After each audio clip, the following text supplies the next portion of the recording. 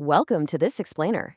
Today, we're diving straight into one of the most radical, fascinating, and honestly controversial investigations into the human mind ever put forward. We're talking about Sigmund Freud, the father of psychoanalysis, and his incredibly audacious claims about the true psychological origins of religious belief. So, Freud looked at the vast global landscape of religion and asked a pretty provocative question. Is all of this simply an illusion? Is it just wishful thinking designed to combat our deepest psychological turmoils? Because Freud didn't just think religion was a comforting myth. He literally diagnosed it in a clinical sense as a universal obsessional neurosis. Here's our roadmap for today. We'll start with the universal obsessional neurosis, then move to evolution and the primal horde. Third, we'll explain the Oedipus complex, follow it up with supportive psychological evidence, and finally, look at the challenges and criticisms. All right, let's jump right into section 1, the universal obsessional neurosis. To really get Freud's angle, we have to look at his clinical work back in Vienna. Freud believed that when we experience traumatic events, especially as kids, and we don't resolve them, we just lock them away in our unconscious mind. Think about a time you felt completely overwhelmed as a kid. Those feelings don't just magically disappear, right? They stay hidden, and they often bubble up as neurotic, hysterical behaviors. Well, a collective neurosis is exactly that, just on a massive societal scale. It's a shared obsessive-compulsive behavior that masks a deeply repressed and often sexual, unconscious trauma. Now, this concept is absolutely crucial. In his practice, Freud saw individual neurotics perform these strict ritual actions, like obsessive hand-washing, exactly the same way every single time. And if they broke the ritual, they felt overwhelming panic and guilt. Well, Freud looked at religion and saw the exact same mechanism at play. Adherents perform strict rituals, like repeating specific prayers precisely, and feel immense guilt if they fail. So to Freud, religion operates just like an individual compulsion, merely accepted on a societal level. To see why this happens, we kind of have to look at Freud's map of the psyche. It's like a constant tug of war in the mind. You have the id, which is all our primitive, impulsive instincts. Then you have the superego, which is our moral conscience and societal rules. And trapped right in the middle is the ego, the conscious self just trying to juggle the two. This constant conflict between what we instinctively want to do and what society says we should do creates terrible feelings of helplessness. Religion, Freud argued, attempts to soothe this exact tension. Moving right along to section 2, evolution and the primal horde. So here Freud shifts gears from individual psychology to more of a prehistoric campfire story, taking a lot of inspiration from Charles Darwin. Drawing on Darwin's speculation that early humans lived in these ape-like hordes, Freud constructed a timeline of our evolutionary basis. Imagine a dominant alpha male holding total authority. The younger males felt ambivalent. They respected him, sure, but they also hated him out of jealousy. This led to a violent rebellion where the sons actually killed and ate the father to absorb his strength. But immediately after, they were struck with overwhelming collective guilt.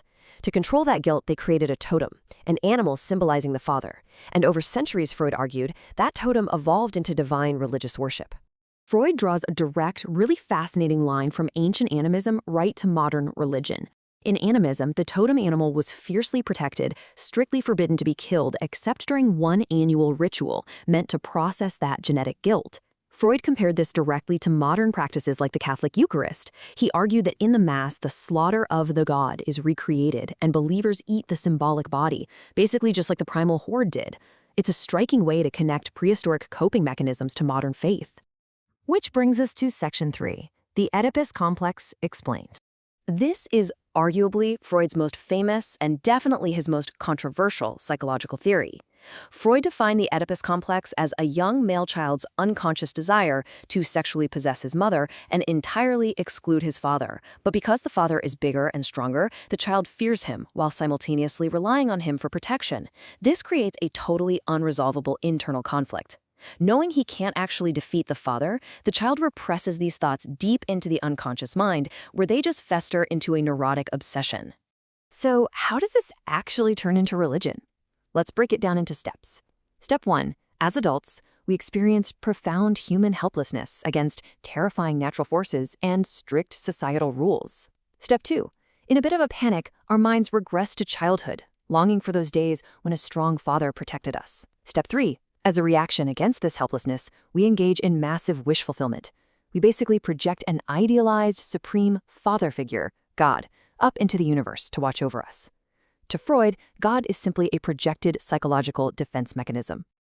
And Freud literally did not mince words about this conclusion.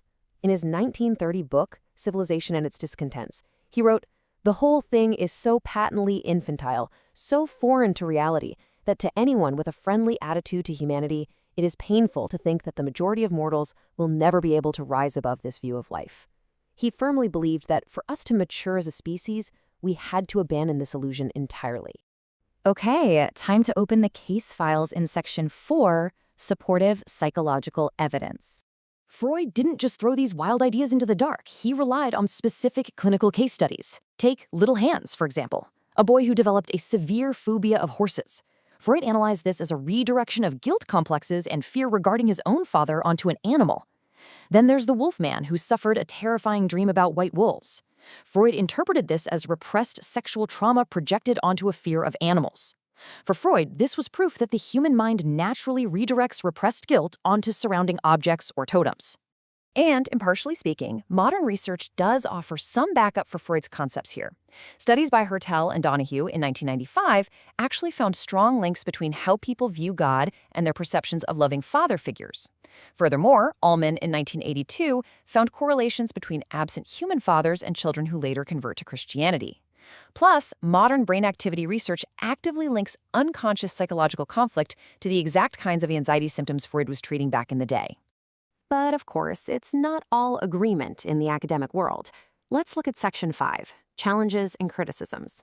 Freud's theories have faced massive academic pushback. For starters, the anthropological foundation of his theory has pretty much completely crumbled.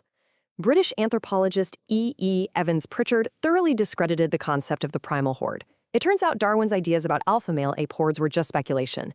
There is a profound lack of anthropological evidence for universal totem meals, and absolutely no scientific mechanism for guilt to be genetically passed down through generations. The primal crime simply likely never happened. Then we have a major psychological challenge. Bronislaw Melanovsky studied the Trobriand race, a society where the father acts more like a weak nurse and plays an insignificant role in early discipline. In this society, Melanovsky found zero evidence of an inherent Oedipus complex. His conclusion completely flipped Freud's theory on its head. He argued that strict religious rules actually cause the complex and sexual guilt, not the other way around. Basically, there's no firm psychological evidence for a universal Oedipus complex. And if it's not universal, it can't be the root cause of all religion. That brings us to a pretty big structural flaw in Freud's work, an evidence base that is just far too narrow. Freud constructed this massive, overarching theory of human nature by generalizing from just 5 main case studies. On top of that, his theory relies entirely on the concept of a patriarchal male bad. He completely ignored religions based on female deities, like the Egyptian Isis cult, and he completely ignored non-theistic religions that don't worship a father figure at all, like Buddhism. Finally, let's look at the philosophical showdown. The philosopher of science Karl Popper famously argued that Freud's theory is entirely unscientific because it's impossible to test or falsify. It just interprets everything to fit its own narrative. But on the flip side, psychoanalysts like Donald Winnicott and Anna Maria Rizzuto argued Freud was just being too harsh. They suggest religion isn't a mere illusion, but an essential psychological buffer. Rizzuto points out that both science and religion require us to interpret data and impose order on the world, meaning Freud's demand for absolute scientific supremacy might be just as flawed as the religion he was critiquing. Which leaves us with this final, really provocative thought to chew on. Freud wanted to strip away the illusion of religion to replace it with a purely scientific, rational worldview. But as his critics point out, by demanding that science has the absolute sole claim to truth, did Freud simply replace one human illusion with another? It's a massive question, and one that definitely keeps us investigating the fascinating mysteries of the human mind. Thanks for joining me on this explainer, and keep questioning the world around you.